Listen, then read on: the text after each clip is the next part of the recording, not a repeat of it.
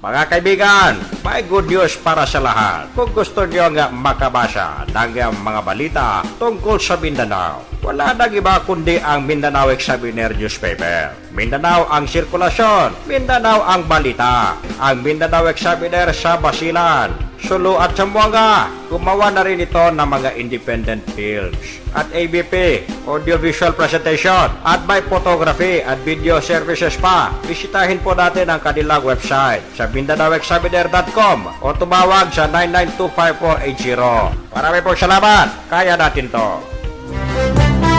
Yuhu! Gising! Gising na mga kaibigan. Paborito niyo na ang Radyo Mindanao. Nakatulog ba kayo? Sarap patulog ngayon, maginaw, malamig. Binabati natin lahat ng mga nakikinig ngayon sa Radyo Mindanao. Ito po niya Balingkod Alasinto, nagsasabing isang malamig na hapon. Nako, ano kayang balita ngayon sa Zamboanga City Hall? Inatake kaya sa puso si Beng Klima ko? Matapos na ibasura ng korte kanina ang lahat ng arrest warrant kay Nur Miswari, ang chairman ng Moro National Liberation Front. Yuhuhu! Diba, isa si Beng Klima ko sa mga talagang nagpupursige ng kaso laban dito kay Nur Miswari at yung iba pang mga politiko sa Zamboanga. Dahil kaugnay ito mga kaibigan sa atake ng mga MNLF sa Zamboanga City noong 2013. Ang daming namatay dyan. Namatay at sugatan. Mahigit 120,000 katao ang naperwisyo ng atake ng mga rebelde sa Zamboanga City. Tapos ngayon mga kaibigan sa utos sa kautusan ni Pangulong Rodrigo Duterte ay pinirmahan na ng Pasig Regional Trial Court ang naturang utos upang ilift yung arrest warrant kay Miswari. Mababasa niya mga kaibigan sa MindanaoExaminer.com. Ayan ang website ng paborito ninyong pahayagan ng Mindanao Examiner Regional Newspaper. At maraming Muslim ang nagdiwang sa pagkakabasura ng korte sa warrant of arrest kay MNLF Chieftain Nur Miswari na nahaharap sa patong-patong na kasong kriminal dahil na rin sa atake ng mga tauhan nito sa Zamboanga City noong 2013. Ang lifting ng arrest warrant ay inilabas ni Judge Maria Rowena San Pedro ng Pasig Regional Trial Court Branch 158. Mismong si Presidential Peace Advisor Jesus Doresa ang nagdala kaninang umaga ng naturang order ng korte sa Sulu. At agad rin itong sinundo si Miswari gamit ang isang pribadong Learjet sa utos na rin ni Duterte. Naisumanong simula ni Duterte ang pakikipag-usap kay Miswari ukol sa iba't ibang issue at kabilang dito ang peace agreement ng pamahalaan sa MNLF, ang Abu Sayyaf, ang Moro Islamic Liberation Front, gayon rin ang Bangsa Moro Basic Law at ang isinusulong ni Duterteng federalismo sa bansa. Nagdiwang naman mga kaibigan ang libo-libong miyembro ng MNLF sa Mindanao, gayon rin ang mga supporters ni Miswari sa kalayaang ibinigay sa kanya ni Duterte. Mababasa niya mga kaibigan sa website ng Mindanao Examiner Regional Newspaper. Punta lamang kayo sa MindanaoExaminer.com.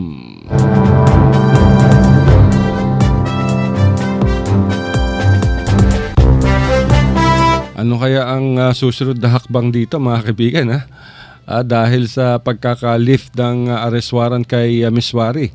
Malaya na itong makakapunta sa angmang lugar. Kahit sa Zamboanga. Pwedeng pumunta sa Zamboanga City si Maas nang walang gagalaw sa kanya. At meron pa siyang escort, siguro mga PSG pa yata.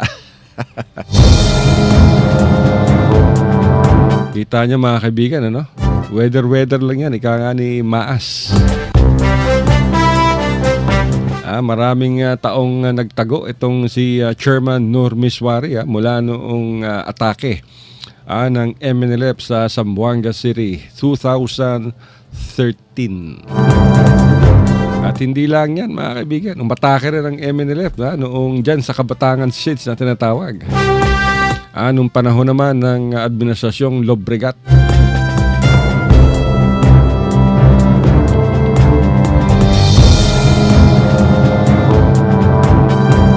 Mas matindi nung Kabatangan Seeds mga kaibigan, 2001 yan.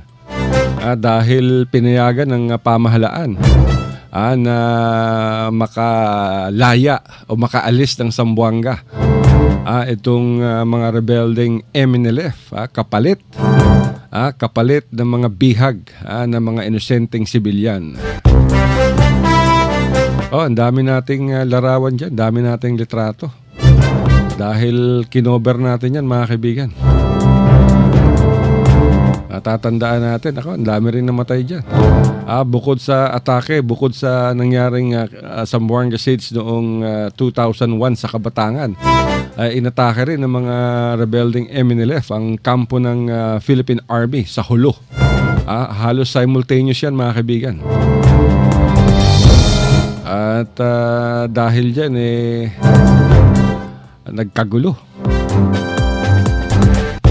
At tumakas itong si Miswari patungong Malaysia. Ngunit pagdating naman doon sa Sabah, inaresto naman siya ng pamahalaang Malaysia at siya ay ikinulong. At matapos siyang ikinulong, sabi ng Malaysia sa Pilipinas, kunin niyo na si Miswari. Pag hindi niyo kinuha si Miswari, palalayain namin to. Kaya nagkukumahog naman yung pamahalaang Arroyo. At ibinalik, kinuha si Nur Miswari at dinala sa Pilipinas. At inilagay siya sa isang house arrest. Ang katwiran ni Maas doon mga kaibigan, kaya nila ginawa yun dahil hindi tumupad ang pamahalaang ng Pilipinas Peace Agreement. Sa September 1996 Peace Agreement.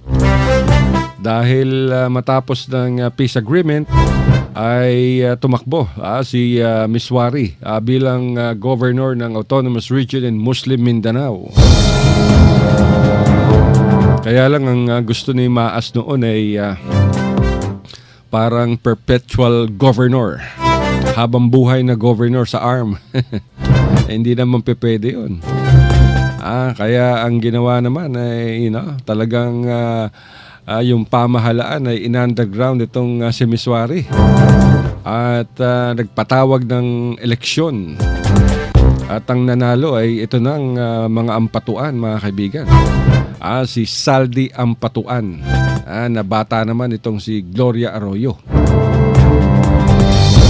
So sa sobrang sama ng loob ni Chairman Miswari, tinrider niya na ako, naglagay pa kayo ng isang ibang tao dyan sa ARM dahil sa akin kaya nagkaroon ng ganyan. So yun ang naging story dyan mga kaibigan. Sumama ng loob, ayun. Nagdamdam at umatake na.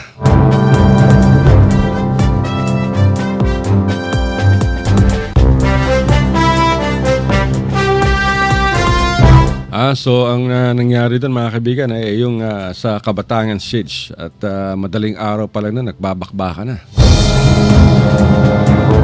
Hanggang sa ma-overcome ng militar itong Kabatangan. At dito na nagwatak-watak itong mga rebelde at nang hostage sila ng mga sibilyan. Marami, pati bata.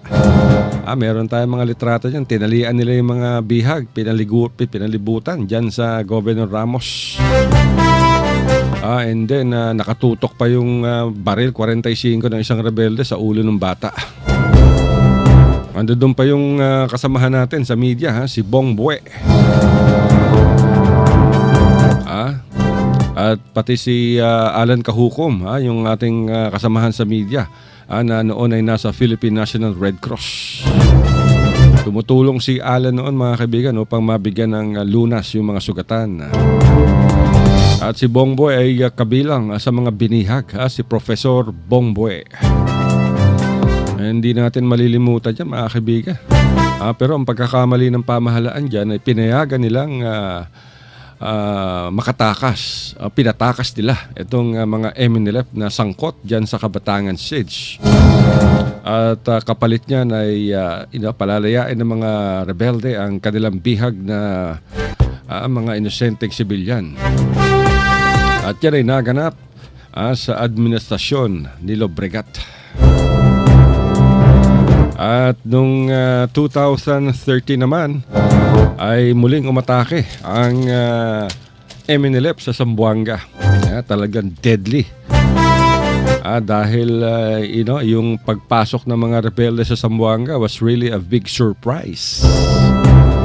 Hindi natunugan kagad to, mga kaibigan. Mabuti na lang natsyempohan ng isang patrol boat sa karagatan, yung isang jungkong ng mga MNLF, at nagkaroon ng bakbakan. At diyan na nalaman na pumapasok na pala yung mga rebelde. At ilang buwan bago ang Zamboanga Siege noong 2013 ay nakapwesto na ang mga MNLF sa iba't ibang barangay sa Zamboanga City at nakaimbak na ang kanilang armas. Yun ang nangyari at nagtagal yan, mga kaibigan, ng 3 linggo. Street battle yan. Ang kaibahan lang nung administrasyong Lobregat at ng administrasyon ni Beng Climaco ay hindi pumayag itong si Climaco at ang pamahalaan na makatakas itong mga sangkot sa atake. Kung kaya't pinulbos ng husto, mga kaibigan. Imagine, matindi yung bakbakan niyan. Talagang walang pagkain, talagang sarado ang mga supermarket, limitado ang oras ng pagbebenta ng mga tindahan at ng mga supermarkets, walang barko, walang eroplano. Nako, talagang pahirapan yun, mga kaibigan. Dahil sa tindi ng labanan. Pero in the end, nakatakas pa rin. Marami ang nakatakas. Meron pa mga taga-basilan dyan. So nasa history na ng ating bansa itong nangyaring kaguluhan sa Zamboanga City. At ang kawawa dyan, yung mga Muslim, dahil imagine, tapos na yung gera, nasusunog pa rin yung mga bahay nila. Meron pa rin sumusunog sa mga bahay ng mga Muslim. Dyan sa Santa Barbara, Rio Hondo, Marique, nako. Imagine, wala na nga yung mga rebelde, tuloy-tuloy pa rin yung pagsunog ng mga bahay. Yung pala ay talagang merong mga arsonista. At nung talagang ma-recover na ng mga otoridad ang iba't ibang lugar sa Zamboanga, ay diyan na nagkaroon ng iba't ibang batas. Hindi na pinayagan yung mga Muslim na bumalik sa kanilang mga lugar unless meron silang maipakitang preba na sila ang may-ari ng lupang kinatitirikan ng kanilang bahay. Hanggang ngayon, mga kaibigan, 3 taon na nakaraan, wala pa rin bahay itong mga itong naging biktima ng karahasan. Imagine, 3 years na, wala pa rin mga bahay. Kawa-awa-awa talaga. Yung may mga bahay naman, yung pagkakagawa. Sipain mo lang yung dingding, mga kaibigan, wasak na kagad yung hollow blocks. Ang pangit ng quality ng itong ginawa ng National Housing Authority. Talagang matindi ang korupsyon. Bahay na lamang hanggang ngayon, hindi matapos-tapos, napaka-low quality pa. Ang matindi pa nito, hanggang ngayon, walang kuryente mga iba, walang patubig. Puro pangako mula sa pamahalaan na laging napapako.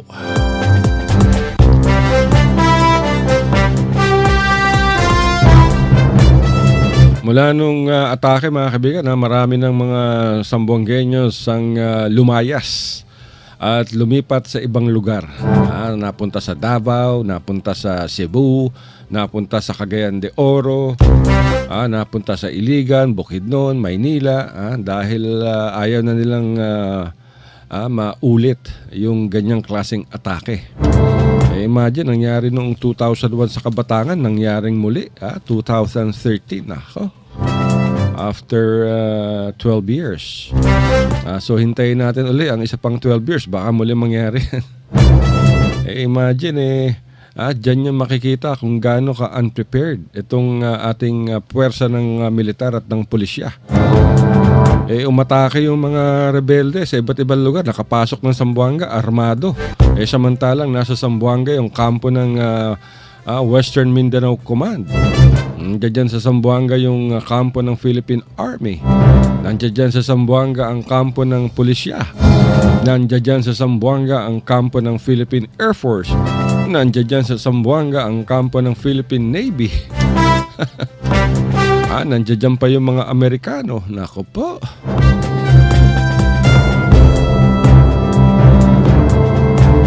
Diba? Ganun katindi ang naturang insidente. So ngayon, dahil ipinangako ni Pangulong Rodrigo Duterte na siya mismo ang nagsabing ipatatanggal niya itong arrest warrant kay Miss Wari upang makadalo si Noor sa iba't ibang mga pag-uusap na may kinalaman sa peace process. At ang gusto rito ng Pangulo ay muling magkasama o mag-unite ang Moro National Liberation Front at Moro Islamic Liberation Front upang mapag-isa itong proposed Bangsa Moro Basic Law na hanggang ngayon ay binubuhay pa rin ng Moro Islamic Liberation Front. Ayan ang banner mga kaibigan, di ba? Itong for this week. Ayan ang banner ng Mindanao Examiner Regional Newspaper. Sa kanilang banner story, Bangsa Moro Basic Law pilit na binubuhay ng MILF. Available na yan mga kaibigan, yung pahayagan sa iba't ibang newspaper dealers sa Zamboanga, sa Pagadian, sa iba't ibang bahagi ng Mindanao, sa Davao, marami, Coronadal, Kidapawan, Digos, Panabo, Tagum, Cebu, Islamic Center sa Quiapo, available ang pahayagan.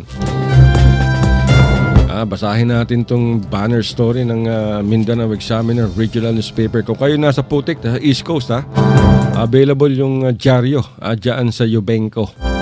Yung nagbebenta dyan ng mga DVD. Andiyan dyan yung dyaryo. At kung nasa downtown Zamboanga naman kayo, ay napakarami. Yung dating Sultana Hotel, meron dyan, nagbebenta ng dyaryo. Dyan sa may Shaporama, nagbebenta ng sigarilyo, may dyaryo, tapat lamang ng ABC Bakery. Pagdating naman sa Shoppers Central, nandiyan dyan sila Joey. Available yung dyaryo. Punta kayo sa Garden Orchids Hotel, ang daming dyaryo. Punta kayo sa Lantaka, ang daming dyaryo. Punta kayo sa Astoria, walang dyaryo kasi tinatanggal ng may-ari. Gusto ibenta yung sarili nilang dyaryo. Well, mga kaibigan, ito, yung basahin natin itong banner story ng Mindanao Examiner Regional Newspaper na may kinalaman sa Bangsa Moro Basic Law. Patuloy pa rin ay ginigiit ng MILF o Moro Islamic Liberation Front sa pamahalaang Duterte ang pagpasa sa nabasurang Bangsa Moro Basic Law sa kabila ng lumalakas na panawagan na gawing federal form ang kasalukuyang pamahalaan. Matagal nang inilibing ng mga mambabatas ang BBL matapos itong pumalyang makapasa sa panahon ng Pangulong Benigno Aquino. Wala pa rin pag-asa itong maisalba habang patuloy ang pagpigil ng ilang mga mambabatas na maipasa ang BBL sa kadahilan ng hindi katanggap-tanggap ang mga probisyon nito. Ang constitutional di umano ang maraming probisyon sa loob ng BBL ngunit hindi naman ito matanggap ng MILF. At ilang beses na rin mga kaibigan, sinabi ng lider nitong si Murad Ibrahim na hindi nila tatanggapin ang kabiguan ng naturang desisyon ng nakaraang Kongreso. Sinabi pa ni Ibrahim na nakahanda na silang maghintay, ngunit nilinaw nito na hindi nila tatanggapin ang anumang bersyon ng BBL. Maliban lamang kung ito ay naaayon sa Comprehensive Agreement on the Bangsa-Moro at Framework Agreement on the Bangsa-Moro na nilagdaan ng pamahalang Aquino sa MILF. May kanya-kanyang bersyon naman ng BBL ang Senado at Kongreso noong nakaraang administrasyon. Matatandaang naantala ng husto ang deliberasyon mga kaibigan ng BBL dahil sa naganap na pagpatay ng mga rebeldeng MILF sa 44 na mga miyembro ng Special Action Force sa bayan ng Mamasapano sa Maguindanao noong 2015. Nasa isang misyon ang Special Action Force na kung saan ay napatay ng mga commandos ang Malaysian bomber na si Marwan sa kinakanlong di umano ng MILF. Nang sila ikuyugin ng mga rebelde at miyembro ng Bangsa-Moro Islamic Freedom Fighters. Dahil sa Mamasapano clash ay maraming grupo at politiko ang nanawagan na magbitiw si Pangulong Aquino noon at gayon din ang kanyang Presidential Peace Advisor na si Teresita Deles dahil sa kanilang kabiguan na pigilan ang sagupaan at pagpatay sa mga SAF commandos. Naging pangamba rin mga kaibigan ni Ibrahim na posibleng bumalik sa rebelyon ng mga miyembro ng MILF kung hindi ipapasa ni Pangulong Duterte o gagawa ng paraan ng Kongreso ang Bangsa-Moro Basic Law.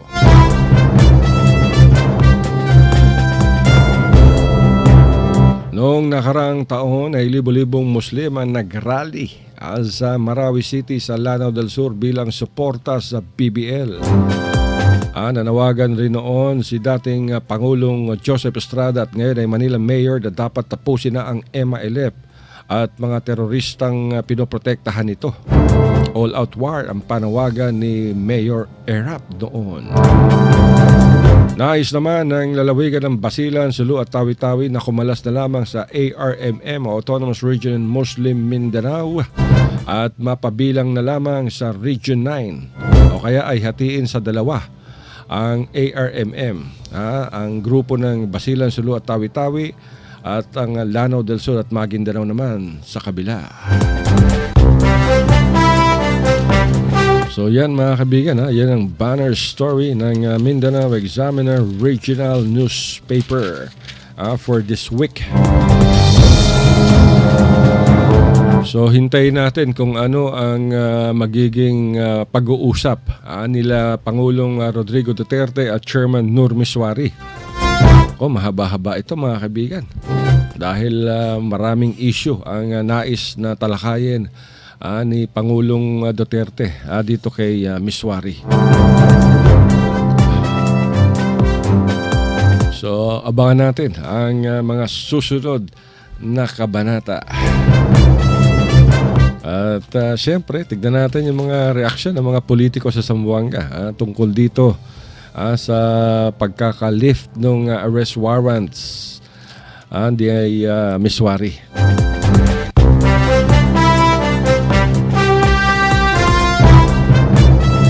Ano kaya ang susunod na maging hakbang nito? Meron bang magko-contest nito sa Supreme Court? Maaari bang questionin ang pagkaka-lift ng arrest warrant kay Miswari na may kinalaman sa atake sa Zamboanga City noong 2013. Pero mga kaibigan, let's pause for a break. Mga kaibigan, may good news para sa lahat. Kung gusto nyo nga makabasa ng mga balita tungkol sa Mindanao, wala nang iba kundi ang Mindanao Examiner Newspaper. Mindanao ang sirkulasyon, Mindanao ang balita. Ang Mindanao Examiner sa Basilan, Sulu at Zamboanga. Gumawa na rin ito ng mga independent films at ABP, audiovisual presentation at may photography at video services pa. Bisitahin po natin ang kanilang website sa MindanaoExaminer.com o tumawag sa 9925480. Marami pong salamat. Kaya natin to. RPN Radio Philippines Network. Radyo Ronda. DXXX Zamboanga. Member, kapisanan ng mga broadcaster ng Pilipinas.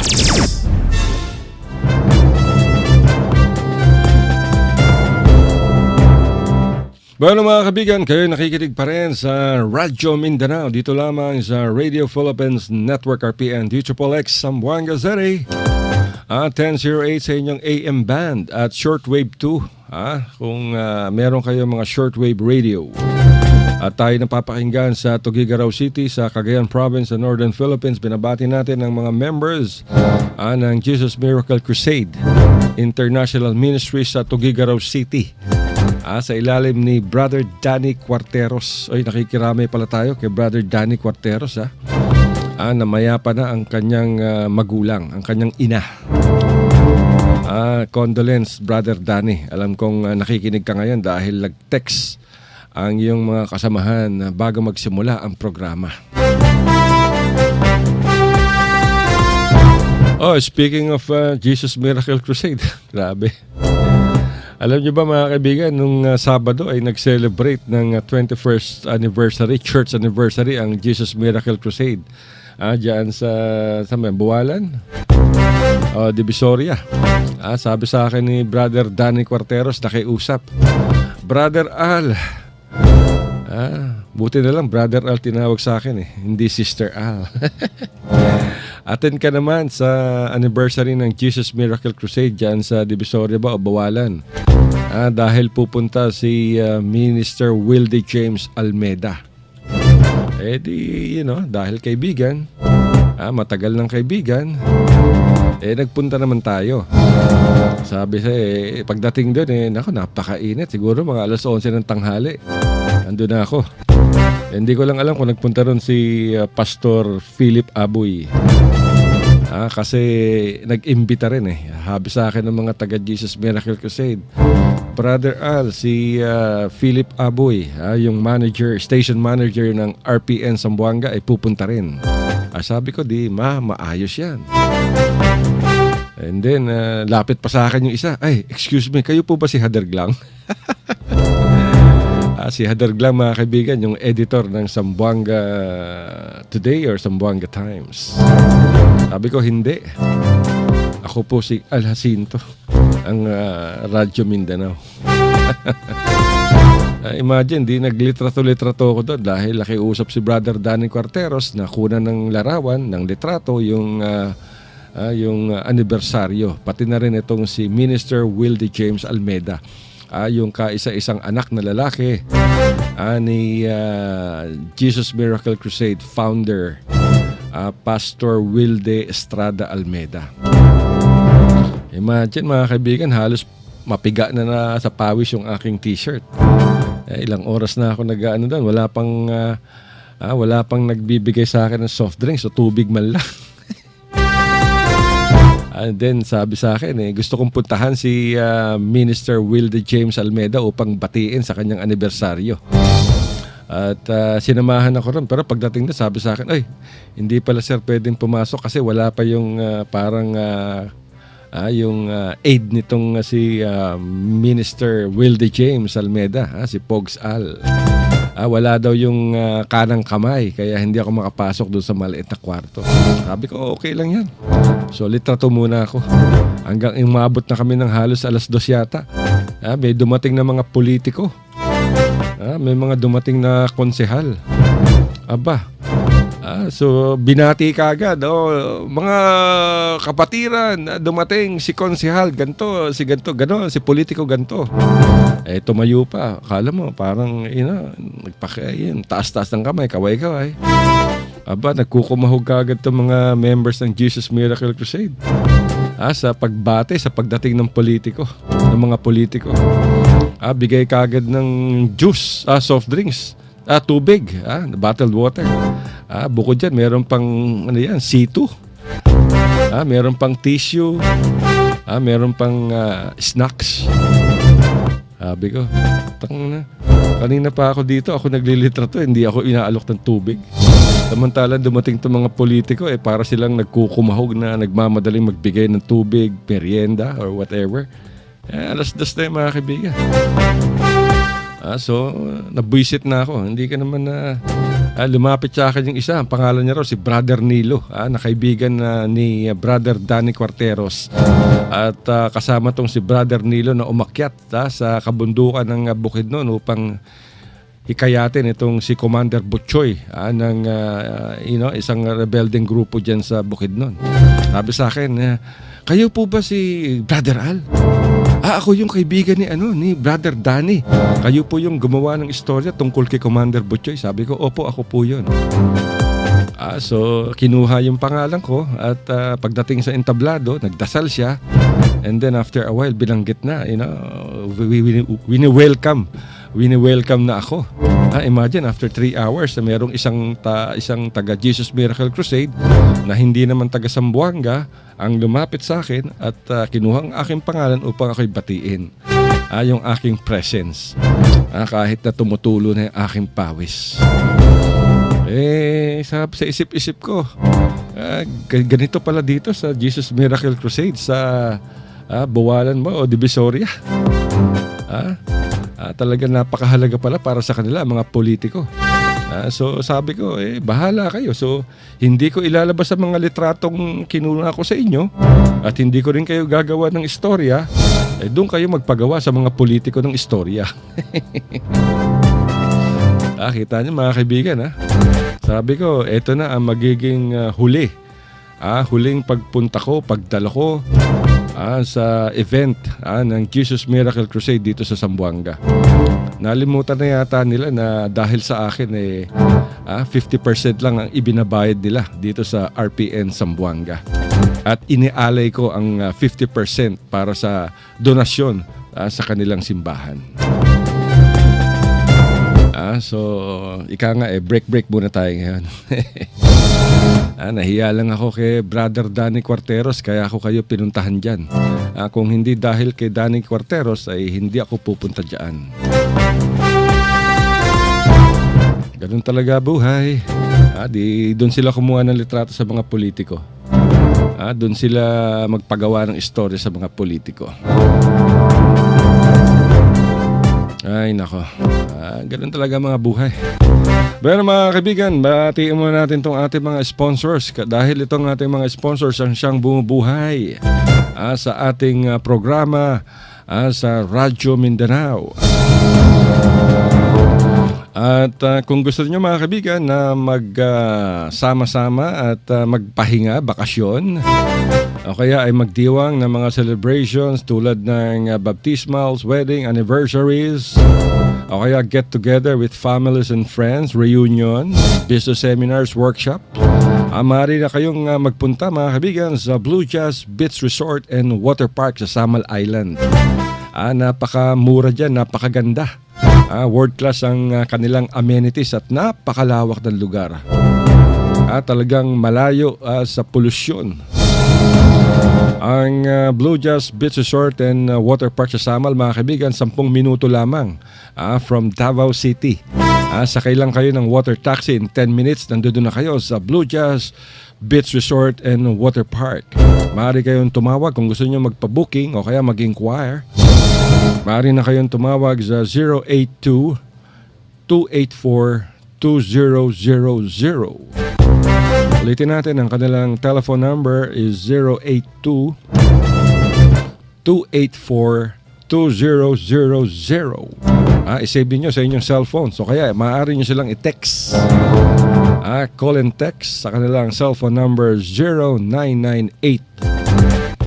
0998-967-8001 up to 8005.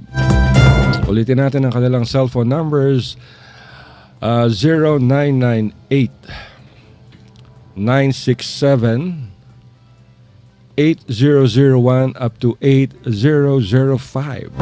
So magpa-booking na kayo mga kaibigan. November, December, nako, masarap dyan mag-celebrate ng Pasko and New Year. Ang kanilang water slides, nako, ang laki-laki, ang haba-haba. Ang kanilang swimming pool, napakaganda. Yung kwarto nila, kung kayo magbabarkada, ang mura-mura ng kanilang kwarto. Meron silang malalaking kwarto para sa mga magbabarkada, double-decker. as low as 400, 500, 600 pesos per head. Maaari na kayo mag-enjoy sa Malaparaisong Blue Jazz Beach Resort and Water Park mga kaibigan sa Samal Island. At sa mga nagnanais naman maging chef, katulad ni Anthony Bourdain, maaari kayong mag-enroll mga kaibigan. Ongoing ang enrollment every month. Dyan sa Center for Asian Culinary Studies sa Davao City. At kompleto dyan. Meron silang full course, meron silang short courses, at meron silang mga Asian culinary courses. Japanese, Chinese, lahat. French, Italian. At kung gusto niyo namang mahilig kayong matuto, mahilig kayong mag-bake, meron din silang mga courses sa baking, pastry.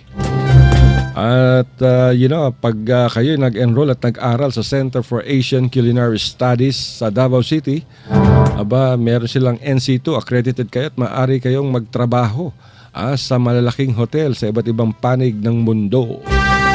O kaya pwede kayong magtayo na ng sarili nyong restaurant. So bakit pa kayo kukuha ng kursong HRM o kaya yung Hotel and Restaurant Management? Marami tayong alam dyan, marami tayong kilala. Nagtapos ng HRM, ang binagsakan. Waitress, waiter, food attendant, kahera. Nag-i-intern pa lang, ang internship nila, waitress, wow. So dito na kayo sa Center for Asian Culinary Studies sa Davao City. At siguradong magiging world-class chef kayo. Marami mga artista, mga kaibigan, ang nag-enroll sa Center for Asian Culinary Studies. Hindi lamang sa Davao, meron yan sa Davao, Pampanga, Cebu, Manila. At ang may-ari nito, mga kaibigan, si Chef Jean Gonzalez. Yung nasa likod ng matagumpay na fine dining na Cafe Isabel sa San Juan City. Maaari niyong hanapin sa Facebook yung Center for Asian Culinary Studies.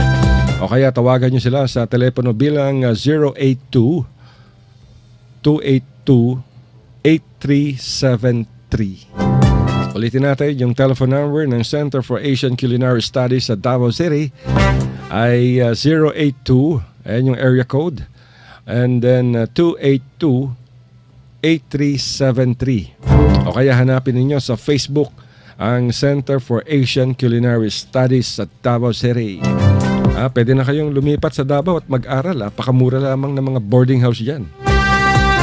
At lahat ng bilihin sa Davao, murang-mura at mag-i-enjoy kayo dyan. Napaka-peaceful. Ulitin natin ang Center for Asian Culinary Studies.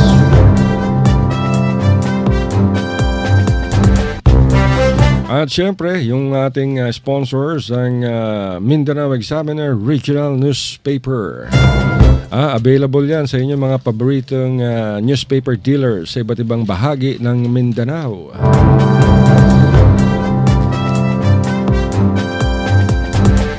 At ngayon mga kaibigan, hiring pala ang Mindanao Examiner ngayon. Nangangailangan sila ng isang experienced news writer na magaling sa Ingles at marunong sa Visayan dialect.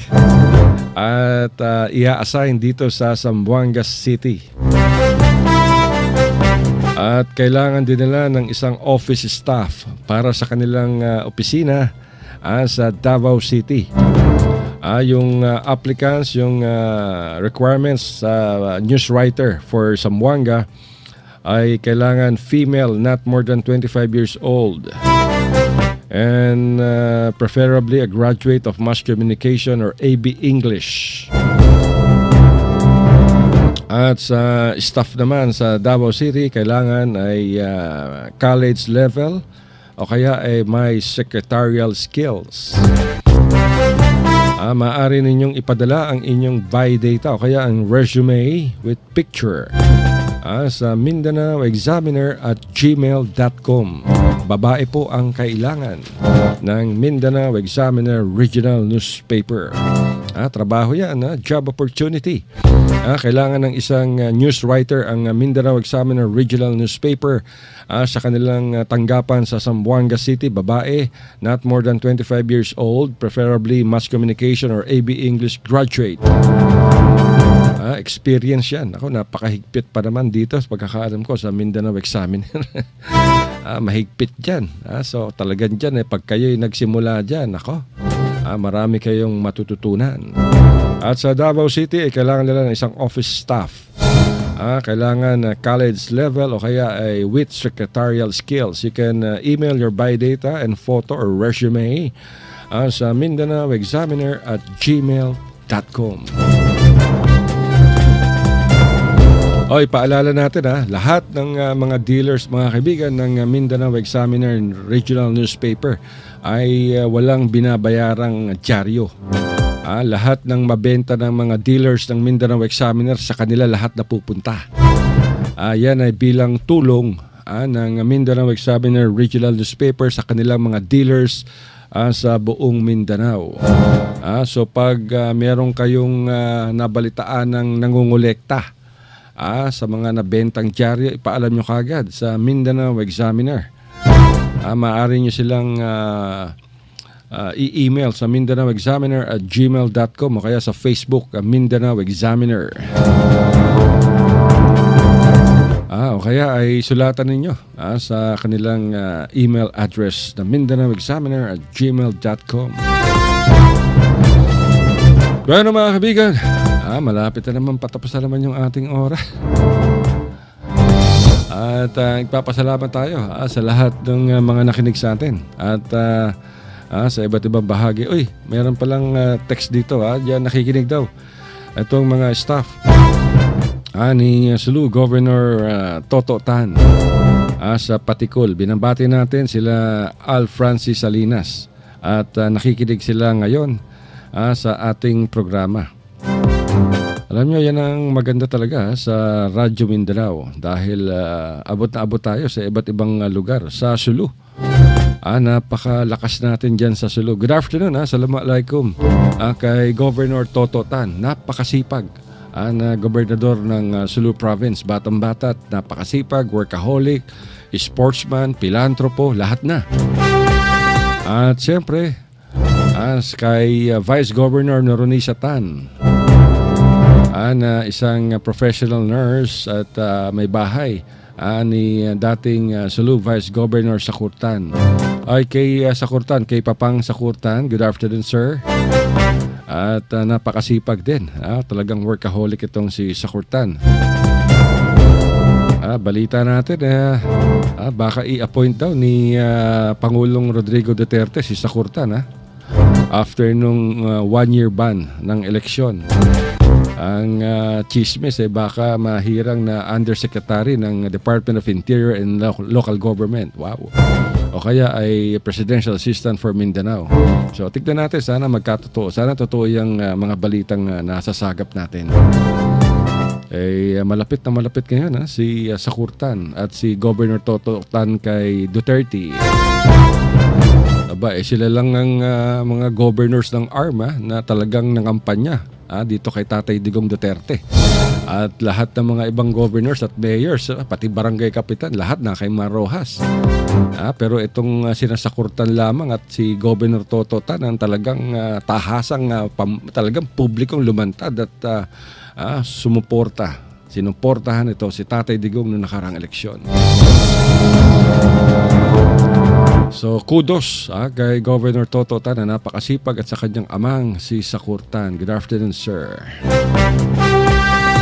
Bueno mga kaibigan, wala na tayong oras, maglalaba pa tayo. Maraming salamat sa lahat ng mga nakinig sa ating programa. Huwag natin kalimutan pala yung mga gusto nyong magpa-advertise sa Radyo Mindanao. Tawagan ninyo, i-text yung aming sales department